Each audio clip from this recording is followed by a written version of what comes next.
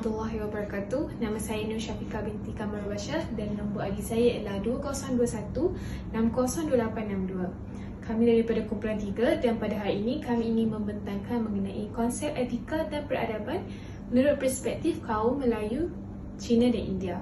Tapi sebelum itu, saya ingin menerangkan sedikit mengenai konsep etika dan peradaban. Seperti mana kita tahu, kehidupan kita pada hari ini adalah berdasarkan daripada peredaran dari zaman ke zaman. Konsep etika ataupun etika berasal daripada perkataan Yunani iaitu ethos yang bawa maksud kepada watak. Dan bila kita dengar saja perkataan watak, pasti kita akan memahami bahawa watak lebih kepada perwatakan seseorang sama ada baik ataupun sebaliknya. Bagi peradaban pula, daripada segi bahasa, peradaban ialah adab. Dan etika dan adab bergerak seiring dan berkait antara satu sama lain, di mana adanya adab, situlah adanya etika, dan sebaliknya di mana adanya etika, di situlah adanya adab. Daripada segi istilah pula, peradaban bawa masuk kepada ketamadunan dan juga kehidupan daripada pelbagai aspek, sama ada sosial, ekonomi ataupun politik dan sebagainya. Dan kita sering dengar negara bertamadun, masyarakat bertamadun, bangsa bertamadun, inilah berkait dengan peradaban. Dan faktor perkembangan kerajaan Melayu Melaka satu ketika dahulu ialah disebabkan oleh wujudnya sistem pentadbiran yang cekap dan tersusun. Peradaban bermula di Melaka yang menjadi titik tolak kepada perkembangan peradaban Melayu. Ia telah menjadi satu tarikan kepada para saudagar, para pelayar untuk menjadikan Melaka sebagai sebuah pusat kegiatan, di mana ia telah menarik pendakwah-pendakwah daripada benua-benua yang lain. Bagi budaya Cina pula, peradaban di Sungai Huangpu ataupun Sungai Kuning. Budaya Cina berjaya wujud berdikari dan bebas daripada pengaruh keterlaluan budaya utama dari pusat-pusat peradaban utama yang lain. Cina berjaya mempertahankan keaslian diri dan budaya. Etika di dalam semesta masyarakat Cina ialah konsep Tian dan Ti, di mana Tian merupakan langit atau syurga dan Ti merupakan bumi. Masyarakat Cina yakin kepada konsep dualisme ataupun konsep dua alam. Konsep ini mempengaruhi pemikiran masyarakat Cina terhadap asas kepada pergerakan dan perubahan yang berlaku. Dan nilai etika yang lain ialah seperti nilai etika dalam peradaban Cina, seperti konsep ataupun 5 hubungan iaitu bulan, di mana antara hubungan tersebut ialah hubungan antara rakyat dan raja, di mana keamanan dan kesejahteraan sesebuah negara akan terjamin sekiranya raja dia seorang yang adil, berwibawa dan juga jujur. Assalamualaikum warahmatullahi wabarakatuh. Nama saya Nur Hidayah binti Zainun dan nombor matrik saya ialah 2021-887706. Saya akan menyambung isi Syafiqah iaitu nilai-nilai etika di dalam peradaban Cina. Kedua, hubungan antara suami dan isteri. Seperti yang kita semua tahu, suami haruslah memikul tanggungjawab yang besar untuk menjadi ketua keluarga yang baik, manakala isteri pula bersifat yin iaitu lebih pasif, seperti bersifat menuruti perintah suami serta menghormati suami. Suami dan isteri haruslah saling melengkapi agar rumah tangga lebih bahagia.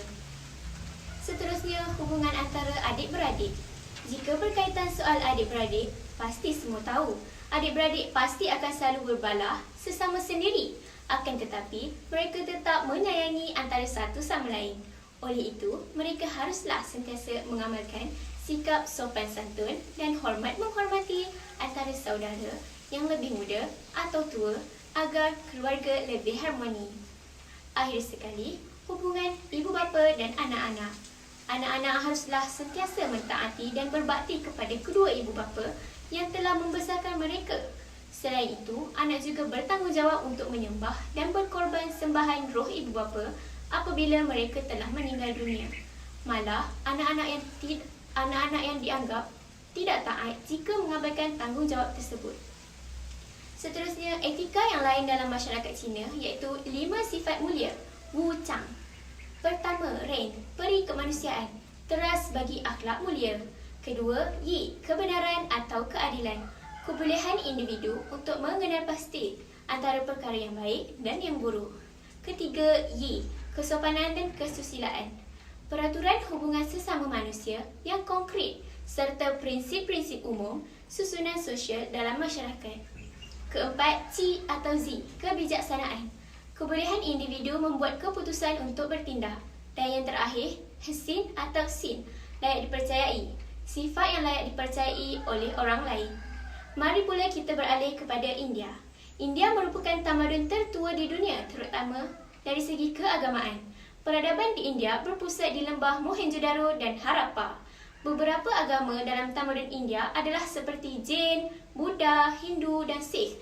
Kebanyakan prinsip dan etika dalam masyarakat tamadun India adalah diambil dari konsep yang sama iaitu Dharma, hukum alam semesta. Di samping itu, prinsip utama di dalam tamadun India ialah pertama, Dharma yakni konsep keharmonian semua makhluk, hukum alam semesta. Kedua, Satya, kebenaran, konsep amanah dan kebenaran. Ketiga, Ahimsa, konsep belas kasihan dan tiada keganasan atau kesederaan. Terdapat juga nilai-nilai etika dalam masyarakat India yang mengangkat darjat wanita. Contohnya, Kanit Tanmai iaitu menjaga kedaraan seseorang gadis dan Karpu iaitu kesetiaan kepada suami. Selanjutnya, menghormati orang tua, konsep Dewi Lebu. Tuhan dikatakan bersifat keibuan dan konsep Tuhan fizikal, Anayum Tetayum Munari Taivam. Sekuat mana seseorang itu sembahyang, tidak bermakna sekiranya tidak menghormati ibu bapanya. Selain itu, meraihkan tetamu sebagai contoh, Atiti Deva Bhava yang membawa makna tetamu itu bersamaan dengan Tuhan. Seterusnya berkaitan dengan hidup bermaruah dan kenal malu, seperti sanggup memilih kematian yang terhormat daripada hidup maruah yang tercemar. Dan yang terakhir sekali ialah menjaga kebersihan.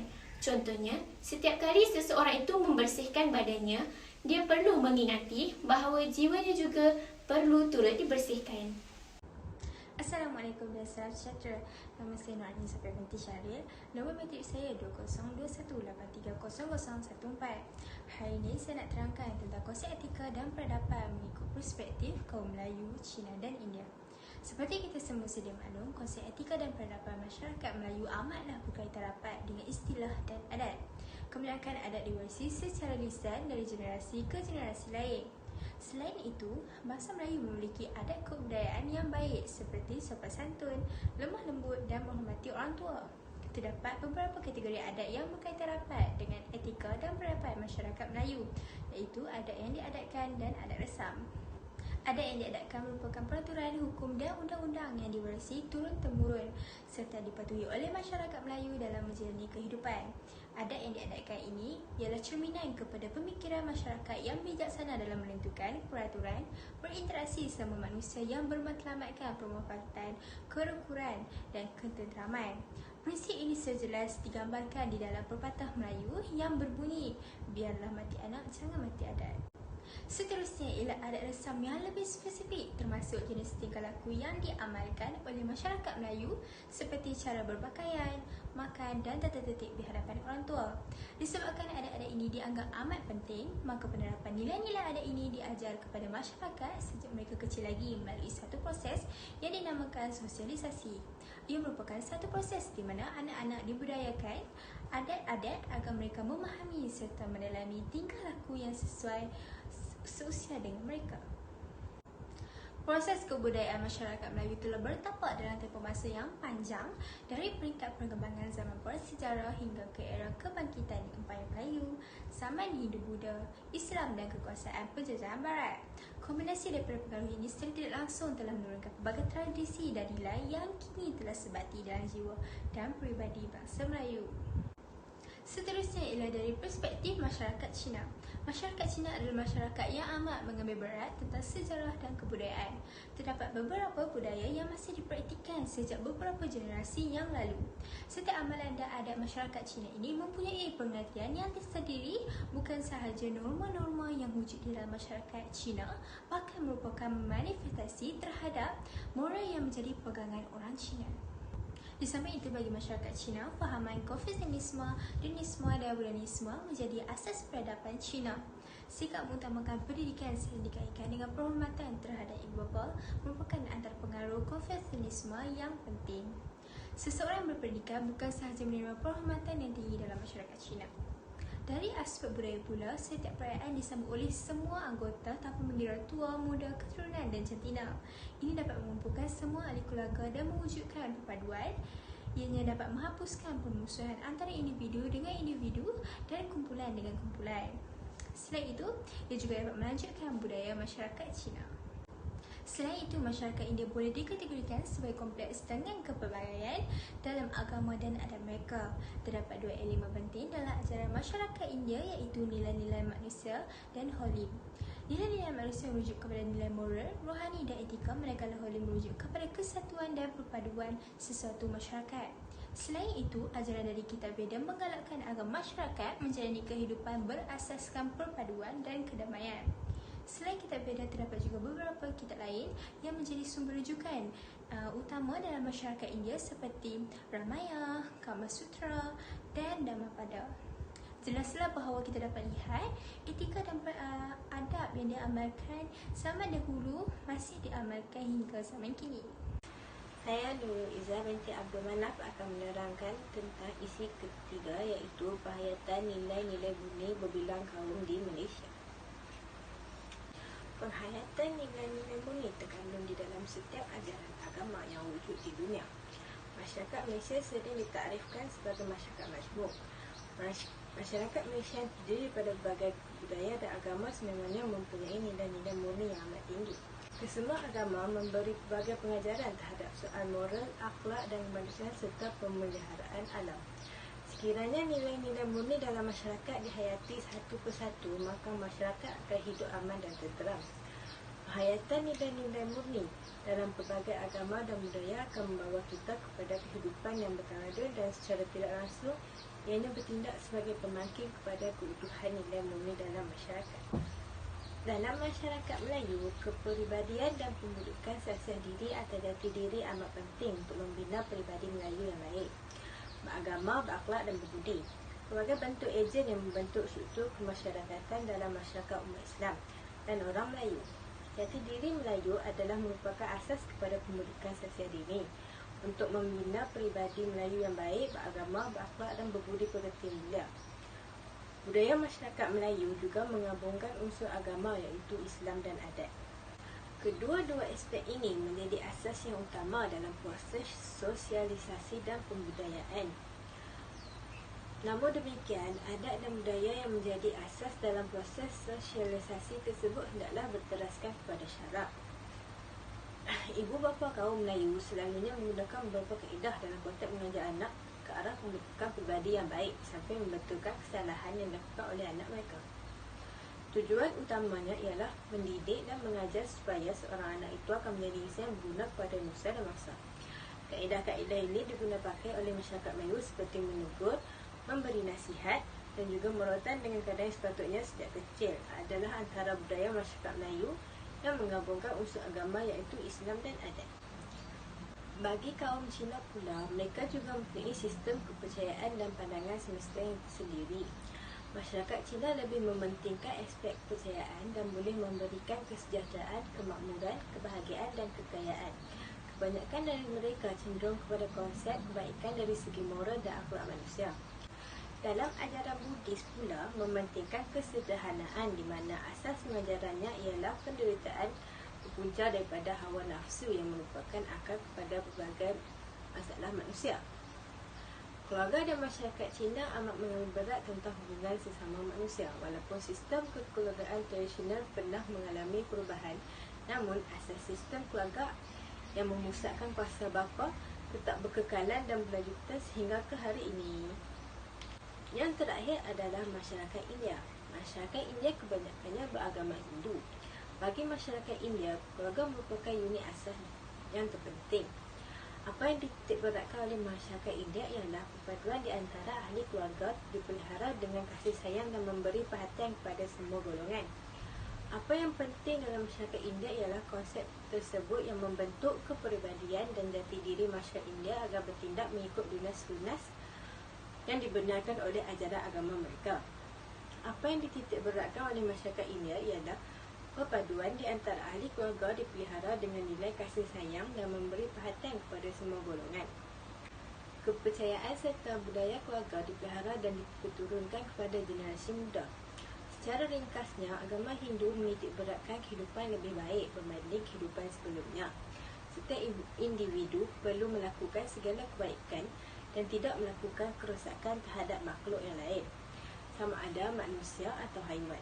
Sekiranya mereka mempunyai nilai mulia dan mengamalkannya, maka mereka akan dilahirkan semula dengan mempunyai darjat yang tinggi pada kelahiran yang akan datang sehingga ia mencapai moksa, iaitu bebas daripada pusingan kelahiran. Sekiranya sebaliknya, mereka akan dilahirkan dengan darjat yang rendah. Assalamualaikum warahmatullahi wabarakatuh. Nama saya Nur Amali binti Nordin dari RCS 2482B. Hari ini saya akan membentangkan tentang etika dan peradaban kaum Melayu, Cina dan India dari segi ekonomi dan pasaran. Peradaban yang telah dicapai pada hari ini adalah berkat kerana usaha generasi yang terdahulu. Mereka bekerja keras dalam membangunkan ekonomi negara sehingga boleh mencapai hasil yang baik, iaitu dari segi kemudahan mendapatkan pendidikan, sumber makanan dan tempat tinggal. Keberadaan Melayu diyakini telah ada sejak 3,000 tahun sebelum Masihi di wilayah Nusantara yang dikenal sebagai Proto-Melayu. Sisa peradaban budaya pada masa itu ditemui daripada patung sebagai penghormatan bagi arwah nenek moyang mereka. Pengaruh budaya Hindu mudah mewarnai perjalanan sejarah Melayu kala, tetapi pengaruh tersebut memudar seiring dengan masuknya ajaran Islam pada ketika itu melalui perdagangan. Islam diterima secara meluas oleh masyarakat kerana Islam tidak mengenal sistem kasta dan menjunjung kesetaraan pada sesama manusia. Pada zaman sebelum penjajahan Inggeris, kaum Melayu mempunyai kegiatan ekonomi yang tersendiri, iaitu ekonomi sara diri yang dijadikan sebagai kegiatan asas untuk menyara diri dan keluarga. Kemudian, pada era Kesultanan Melayu Melaka, aktiviti perekonomian dan perdagangan menjadi semakin luas dan maju. Ini telah menjadikan perdagangan sebagai satu kegiatan yang penting dalam masyarakat di tanah Melayu. Sebelum zaman Kesultanan Melayu Melaka, aktiviti perdagangan atau jual beli dijalankan sebagai barter. Pada abad ke-15, Melaka telah memperkenalkan sistem mata wang di tanah Melayu.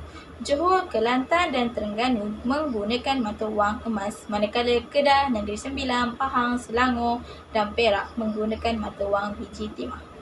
Seterusnya, terdapat juga cukai yang dijalankan pada masa itu. Antaranya ialah cukai rasmi dan cukai tidak rasmi. Hasil cukai digunakan untuk membangunkan kawasan dan daerah masing-masing.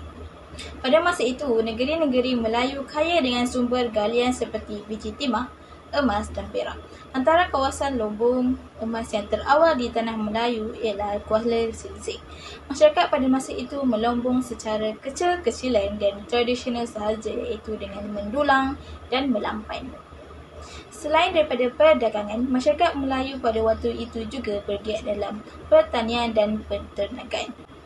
Pada era penjajahan British, mereka mengembang dan menaik taraf kualiti ekonomi di tanah Melayu dengan membuka lombong biji timah, kegiatan penanaman pokok getah secara besar-besaran dan lain-lain. Mereka juga telah membawa masuk tenaga buruh dari India dan China. Walaupun ekonomi di tanah Melayu berkembang dengan baik dan maju, namun kerajaan British telah mengehadkan masyarakat Melayu untuk melakukan kegiatan-kegiatan lain. Masyarakat Melayu ketika itu masih lagi terlibat dalam kegiatan pertanian secara tradisional semata-mata kerana pihak British tidak memberi peluang kepada mereka untuk terlibat dalam sektor perladangan dan perlompongan. Seterusnya, dasar pemerintahan British sedikit sebanyak menyumbang kepada pembentukan masyarakat majmuk yang mampu berkongsi satu peradaban. Proses perubahan itu berlaku apabila terdapat keperluan untuk memenuhi tuntutan kemajuan ekonomi yang menyebabkan kemasukan kaum lain iaitu India dan China. Kesinambungan daripada isu ini telah menyebabkan diskriminasi kepada kaum Melayu dan mereka dianggap sebagai golongan bawahan, sedangkan mereka di negara mereka sendiri. Mereka juga tertinggal dari segi sektor pendidikan, ekonomi dan lain-lain. Assalamualaikum warahmatullahi wabarakatuh. Nama saya Nur Syafawati Hadin binti Muhammad Sobri. Nama matrik saya 2021 462008. Seterusnya, hubungan India dengan rantau Asia telah bermula sejak kurun kedua Masihi lagi.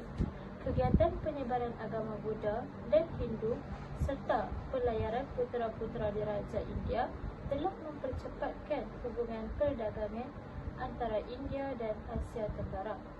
Nama-nama seperti Suvarnabhumi iaitu bermaksud tanah keemasan dan Suvarnadvipa yang bermaksud pulau atau semenanjung emas digunakan untuk merujuk kepada negeri-negeri di tanah Melayu yang kaya dengan emas. Tamadun India telah memberi banyak pengaruh antaranya dari segi ekonomi iaitu telah memperkenalkan mata wang sejak zaman Gupta lagi. Kemudian, tamadun Cina merupakan salah satu tamadun terawal di dunia.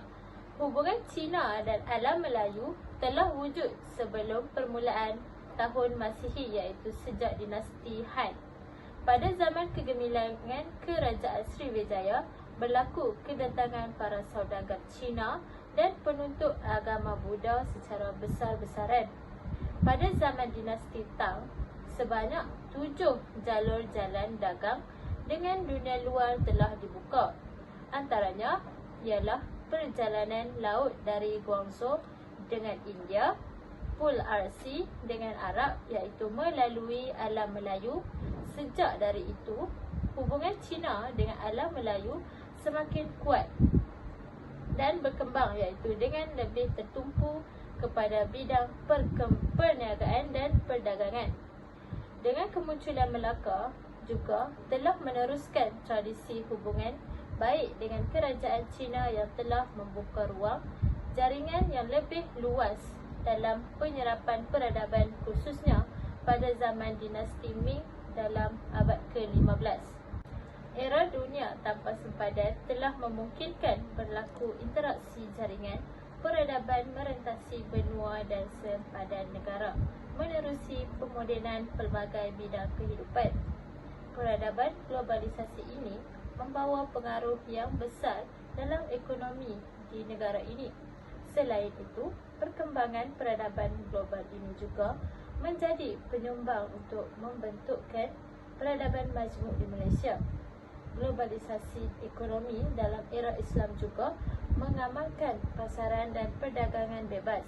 Tetapi, amalan itu berdasarkan nilai-nilai kerohanian dan moral seperti keadilan dan kemakmuran yang dapat dicapai bersama.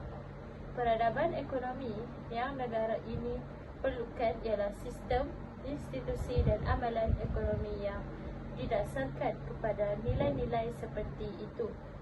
Prinsip-prinsip ekonomi dan ajaran-ajaran lain yang relevan dengan ekonomi sebagaimana yang terkandung dalam Al-Quran dan As-Sunnah Nabi Muhammad SAW boleh memberi sumbangan besar dan luas terhadap usaha untuk membentuk peradaban ekonomi yang dihajatkan ini. Akhir sekali, etika Asia yang berteraskan agama yang mempengaruhi kehidupan sosial dan budaya.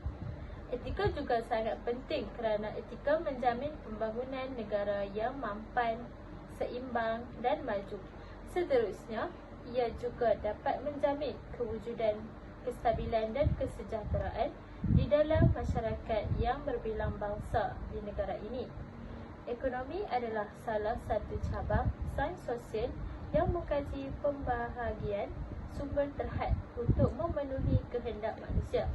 Antara komponen etika dalam ekonomi dan pasaran ialah berakhlak mulia iaitu jujur dalam perniagaan.